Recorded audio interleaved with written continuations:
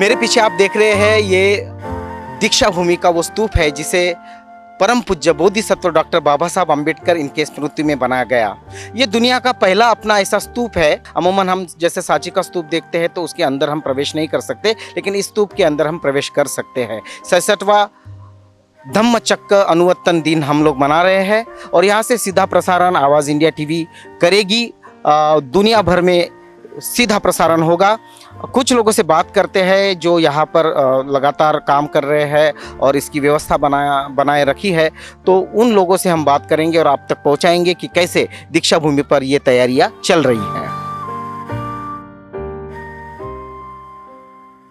इस वक्त हम दीक्षा भूमि पर है। ये वही दीक्षा भूमि है जहाँ बोधिसत्व डॉक्टर बाबा साहब अम्बेडकर इन्होंने 14 अक्टूबर 1956 को लाखों लोगों के साथ बौद्ध धर्म की दीक्षा ली थी और तब से लेकर आज तक ये परंपरा रही है कि हर अशोका विजयादशमी के दिन लाखों की संख्या में लोग यहाँ आते हैं। और जब लोग यहाँ आते हैं तो उनकी व्यवस्थाएं करनी होती है, पूरा मैनेजमेंट करना होता है, क्योंकि ये एकमेव ऐसा केंद्र है दीक्षा भूमि जो ऊर्जा भूमि है। यहाँ बुक स्टॉल लगते हैं जो विश्व में रिकॉर्ड करते हैं कि सबसे ज़्यादा एक दिन में किताब खरीद और बेची जाती है, वो ये जगह है।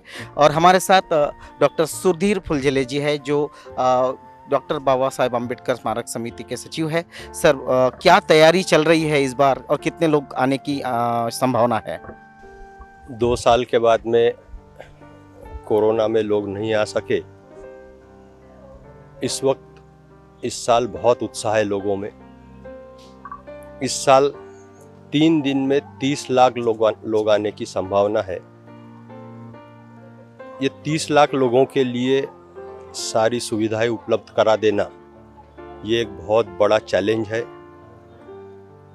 बाकी सारे प्रशासन शासन के अधिकारी सारों की मदद से पानी की व्यवस्था, टेम्पररी टॉयलेट्स की व्यवस्था, उसके सिवा लाइट की व्यवस्था ये की जा रही है।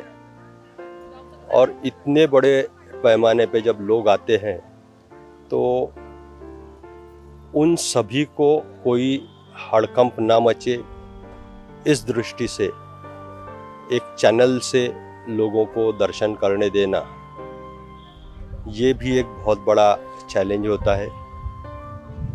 तो आने वाले अनुयायियों को एक कतार में जाए और बगैर कोई असुविधा के वो बाहर निकले, ये एक सबसे बड़ा कार्य या ये सबसे बड़ी चैलेंज हमारे सामने है और उस तरीके से हम तैयारी कर रहे हैं। उसके सिवा 2 तारीख को दीक्षा भूमि पे महिला परिषद है।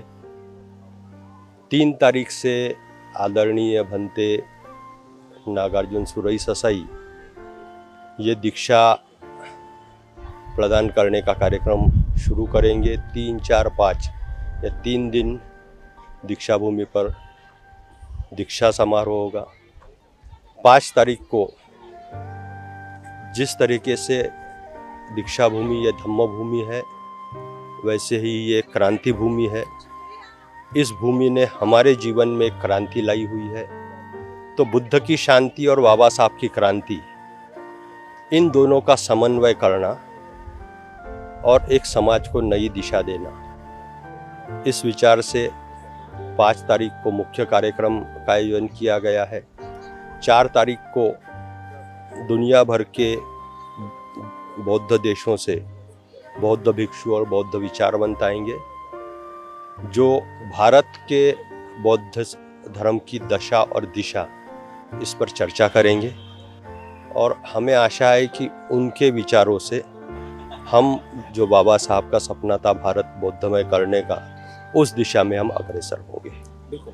यहाँ हेल्थ की भी समस्या होती है, आरोग्य को लेकर चिंता रहती है और कोरोना के बाद ये पहला इतना बड़ा आयोजन नागपुर में होगा। पूरे महाराष्ट्र में इतना बड़ा आयोजन कोरोना के बाद नहीं हुआ, तो उस दृष्टि से कुछ उपाय किए हैं? यहाँ पे शासकीय यंत्रणा की तरफ से नागपुर के दोनों अस्पताल मेयो और से मेडिकल तथा जिला आरोग्य केंद्र इनकी ओर से एक बहुत बड़ा हेल्थ कैंप रहता है जिसमें तकरीबन 40 से 50 डॉक्टर्स रहते हैं, 40 से 50 पैरामेडिकल स्टाफ रहता है। उसके सिवा जो हमारी बहुत सारी संगठनाएं हैं डॉक्टर्स की, वो भी यहाँ पे अपने कैंप्स लगाते हैं। कुल मिला के 100 के ऊपर डॉक्टर्स, 10 के करीब एम्बुलेंस और हर तरह की सुविधा, वो मेडिसिन हो या ऑर्थोपेडिक हो, सर्जरी हो, माइनर सर्जरी करने के लिए भी यहाँ पे होता है। उसके सिवा ऑप्थेल्मा में आँखों की जांच करना, ये भी 2-3 संगठनाएं लगाती है। और जगह जगह पे जो शासकीय यंत्रणा की ओर से एम्बुलेंसेस लगाई गई है, वहाँ पे भी उसमें भी 1 डॉक्टर 2 पैरामेडिकल स्टाफ रहता है।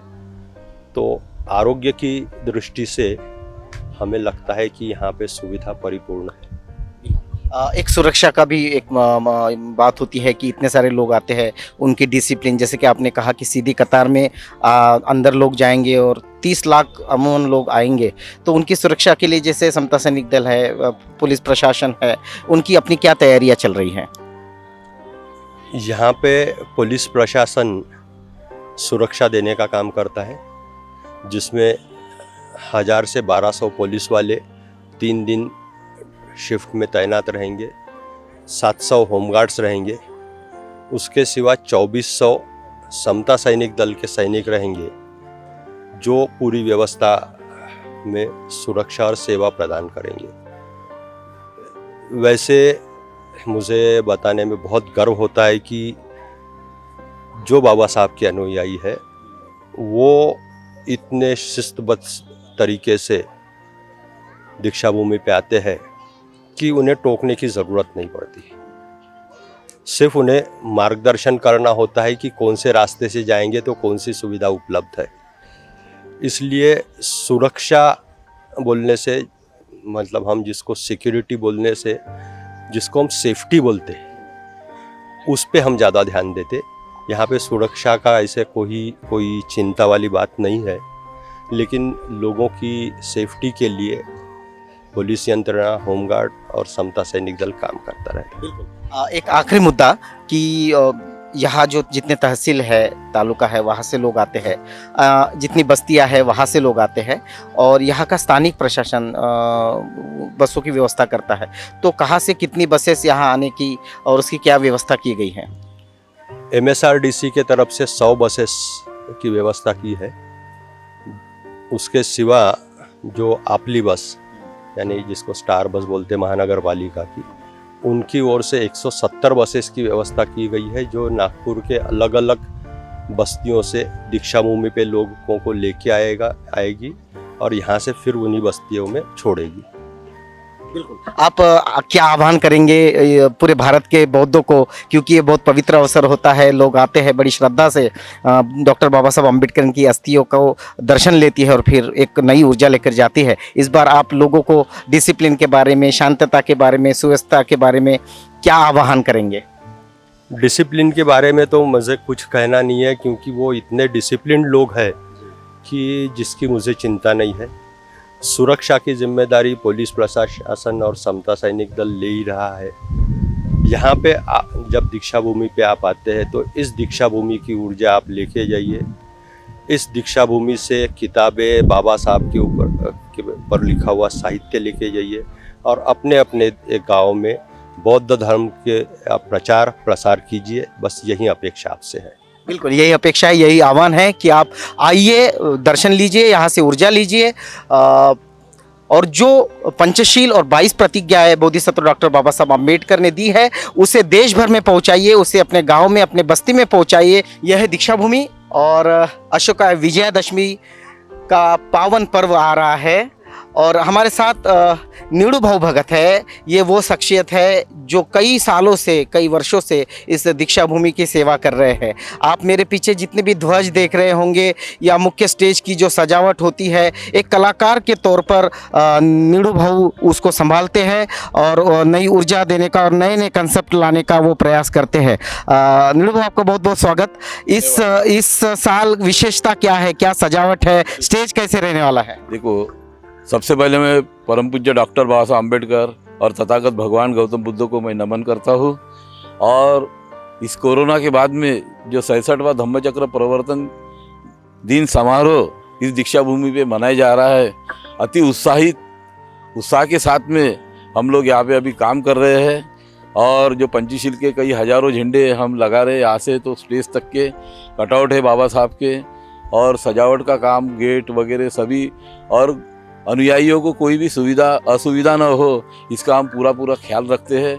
जहाँ से उनको एंट्री है वहाँ पे मार्ग के हमने सभी बाहर निकलने का मार्ग या अंदर जाने का मार्ग या शौचालय के लिए जाने का मार्ग, ये सारी की सारी व्यवस्था हमने कर दी है। और बाबा साहब के आशीर्वाद से इस साल का धम्मचक्र लाखों करोड़ों लोगों में बड़े पैमाने पे हमारे शहर में मनाया जाएगा। मैं आवाज़ चैनल को धन्यवाद देता हूँ। जय हिंद। बिल्कुल, आवाज़ चैनल सीधा प्रसारण पूरे दुनिया में यहाँ से दिखाएगा। दीक्षा भूमि से आप देखिएगा इस अशोका विजयादशमी पर सीधा प्रसारण आवाज़ इंडिया टीवी पर।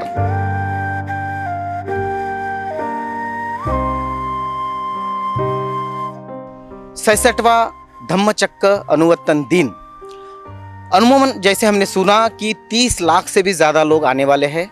ये संख्या इतनी है कि नागपुर जिले की जो संख्या है वो भी करीबन 30 से 32 लाख है, और उतने ही लोग यहाँ पर आएंगे। तो ये समझा जा सकता है कि करीबन 60 लाख लोग इस 4-5 तारीख को नागपुर में होंगे, और उसकी पूरी व्यवस्था यहाँ की गई है। स्तूप का दर्शन, बाबा साहब के इन प्रतिमाओं का, बुद्ध के प्रतिमाओं का दर्शन लोग लेंगे। यहाँ पर भदंत आर्य, नागार्जुन, सुरेश ससाई, इनके द्वारा जो हमेशा लाखों की तादाद में धम्म दीक्षा लोग लेते हैं, बुद्ध धम्म में आते हैं, इस सम्यक मार्ग पर चलने की प्रतिज्ञा लेते हैं, वो धम्म दीक्षा भी यहाँ होगी। सारी सुविधाएं यहाँ की है, जैसे कि सुरक्षा, हेल्थ से लेकर और चारों तरफ से नागपुर की जो बस की सेवा, वो भी बस्तियों से, गाँव से और यहाँ से तहसीलों से यहाँ तक सारी बसेस की सुविधा की गई है। हम दुनिया भर के बौद्धों से ये आह्वान करते हैं कि इस क्रांति भूमि पर आइए, इस धम्म भूमि पर आइए, इस दीक्षा भूमि पर आइए और नया ऊर्जा, नई प्रेरणा, नई क्रांति का संचार लेके जाइए। आप देख रहे हैं आवाज़ इंडिया टीवी।